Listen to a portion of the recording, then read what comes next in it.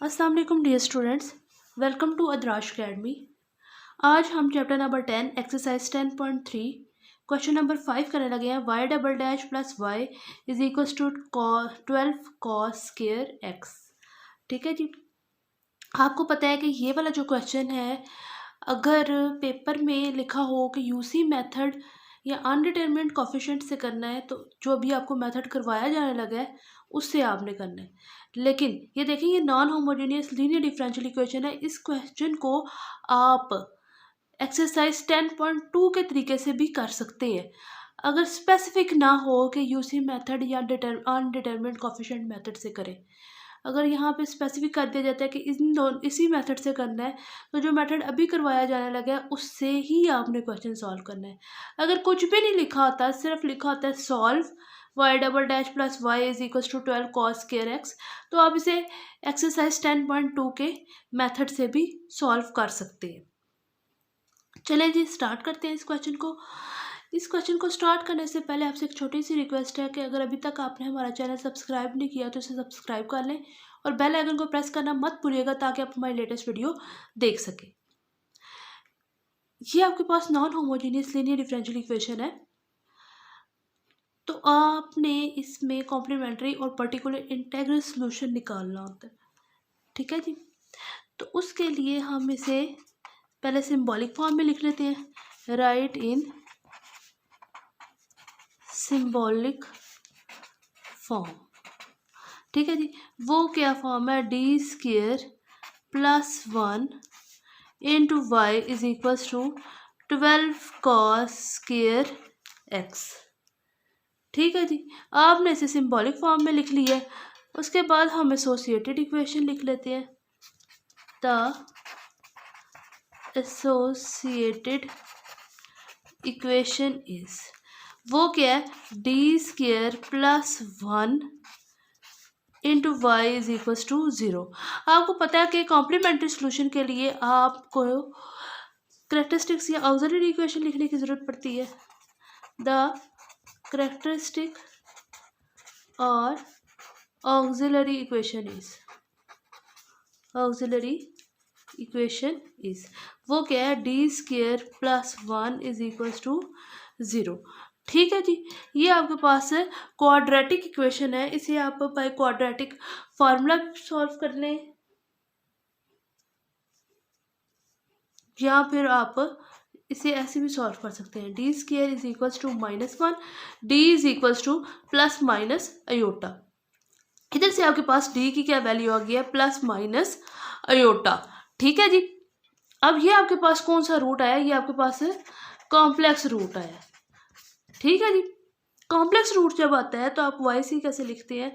Y c is equal to e की power 0x आएगा। क्यों? क्योंकि इसका रियल पार्ट है 0 है ना, तो यहाँ पे आ जाएगा ई की power 0x c1 cos x plus c2 sin x।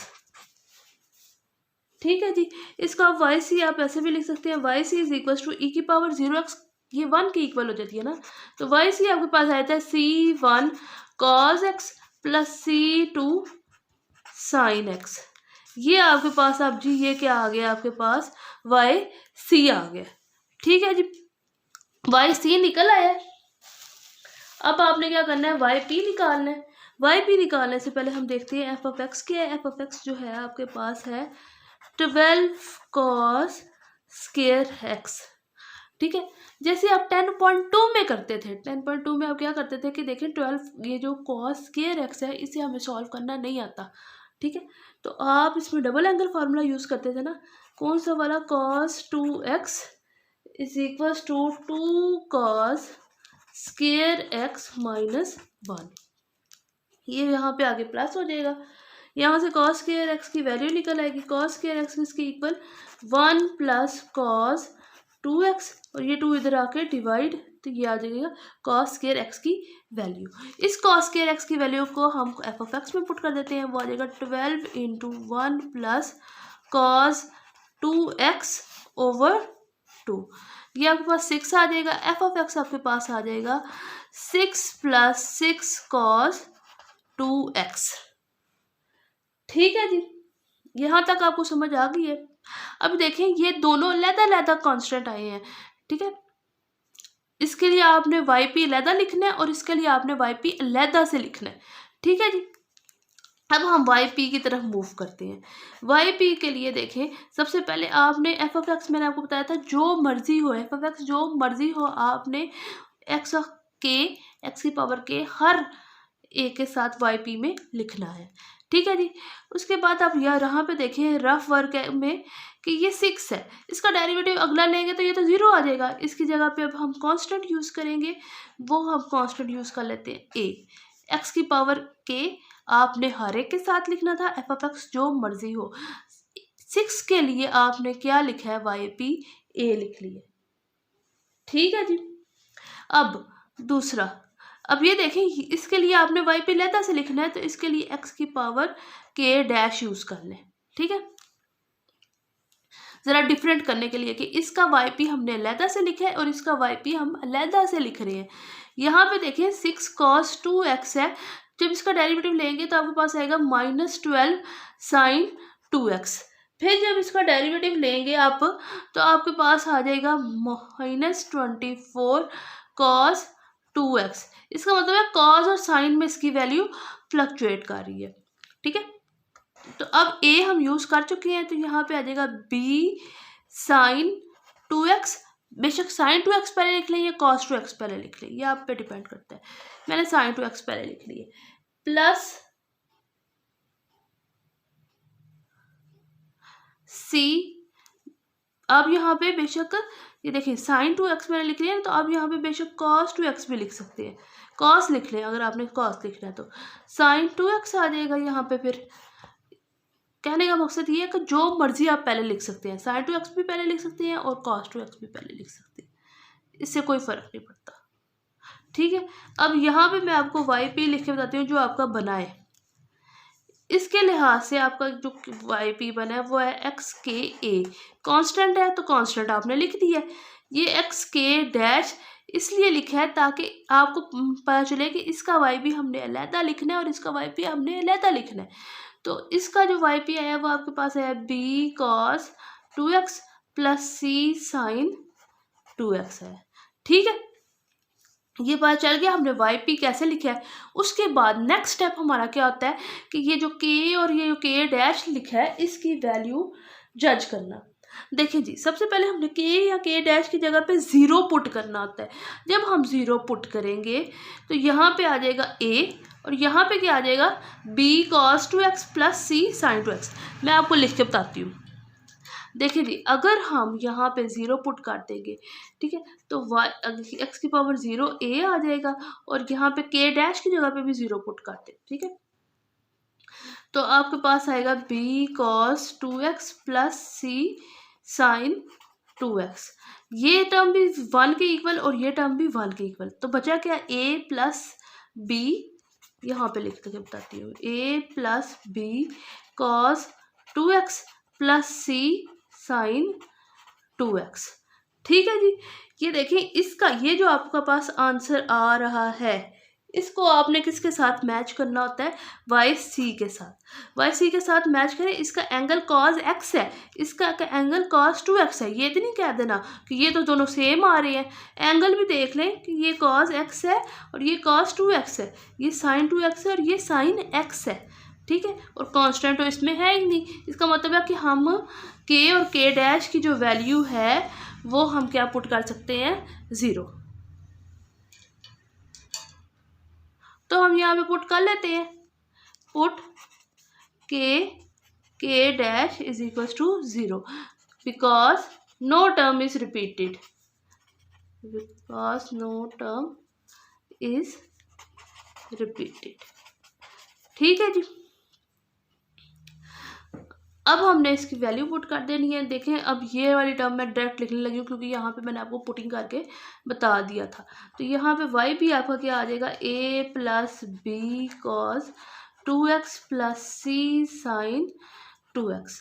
अब आपने क्या करना था कि आपने इसके अंदर वैल्यू पुट करनी थी। ये इक्वेशन नंबर 1 है आपकी। देखिए आपने y डबल डैश निकालना है और y की वैल्यू पुट करनी है और फिर कोफिशिएंट्स कंपेयर कर लेने हैं। तो हम जी y डैश निकालते हैं। y डैश क्या आएगा, कांस्टेंट का डेरिवेटिव 0, यहाँ पे आ जाएगा -2b sine 2x plus 2c cos 2x। Second derivative ले लेते हैं जी, वो आपके पास आ जाएगा -4b cos 2x -4c sign 2x। तो हम वैल्यूज पुट करते हैं, put the values in equation number 1 में पुट कर देते हैं जी। फर्स्ट में ये देखें डबल डेरिवेटिव है तो आप डबल डेरिवेटिव की वैल्यू पुट कर लें। डबल डेरिवेटिव आपके पास क्या है, -4b cos 2x -4c sin 2x plus y है।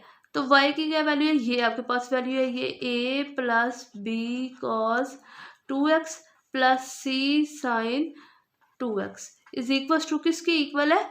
अब देखें यहाँ पे हमने एफ ऑफ एक्स चेंज करके जो बनाया ना उसकी वैल्यू लिखनी है ये, ठीक है। तो ये आपके पास आता है 6 प्लस 6 cos 2x, ठीक है जी, यहां तक क्लियर है। आगे देखें, अब क्या करते हैं, हम कांस्टेंट वाली टर्म्स एक तरफ कर लेते हैं और साइन 2x वाली और cos 2x वाली एक तरफ कर लेते हैं, ठीक है जी।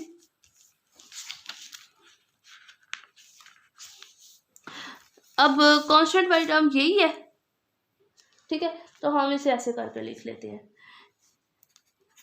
a प्लस, अब साइन 2x वाली टर्म को देखें, एक ये वाली है और एक ये वाली है, तो हम लिख लेते हैं -4c plus c sine 2x plus, अब देखिए cos 2x वाली कौन सी है, -4b वाली और ये b वाली, ठीक है, इसको भी लिख लेते हैं -4b plus b cos 2x is equal to 6 plus 6 cos 2x आ जाएगा, ठीक है। इसको सॉल्व कर लेते हैं, यहाँ पे आ जाएगा a -3c sine 2x -3b cos 2x is equal to 6 plus 6 cos 2x आ जाएगा।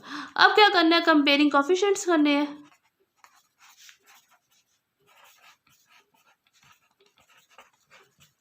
ठीक है। अब देखें कांस्टेंट वाली टर्म कांस्टेंट के साथ ही कंपेयर करनी है ना। देखें सबसे पहले हम कांस्टेंट वाली टर्म्स लिख लेते हैं। कांस्टेंट वाली टर्म हमारे पास कौन सी है, ये कांस्टेंट वाली लेने लगे हैं, ठीक है, मैंने लिख भी मेंशन भी कर दी है।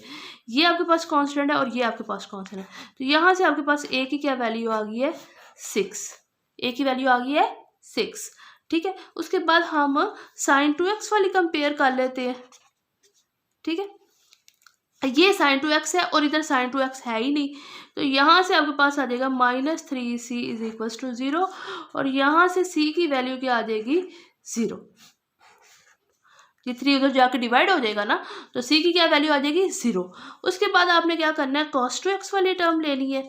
cos 2x वाली टर्म कंपेयर करते हैं, देखें यहाँ से आ जाएगा -3b इज इक्वल टू 6, तो यहाँ से b की क्या वैल्यू आ जाएगी, b इज इक्वल टू -2 आ गया, a और b और c की वैल्यू आ गई आपके पास। a b c की वैल्यू इसमें आप पुट कर दें इक्वेशन नंबर 2 में, तो हम पुट कर देते हैं जी, पुट इन इक्वेशन नंबर 2, ठीक है। तो वाई पी आपके पास यहाँ से क्या आ गया है, Y P is equal to 6 minus B की वैल्यू -2 है ना, तो -2 cos 2x और c की वैल्यू 0 है, जब 0 इसके साथ मल्टीप्लाई होगा तो ये पूरी टर्म क्या बन जाएगी 0, तो यहाँ से अब आपके पास वाई पी आ गया 6 - 2 cos 2x, ये आपके पास वाई पी आ गया। वाई पी हमने निकाल लिया, वाई सी हमने पहले निकाला हुआ था, अब हम जनरल सोल्यूशन लिख लेते हैं, तो हमारे पास जनरल सोल्यूशन आ जाएगा the general solution is y is equal to y c plus y p आ गया।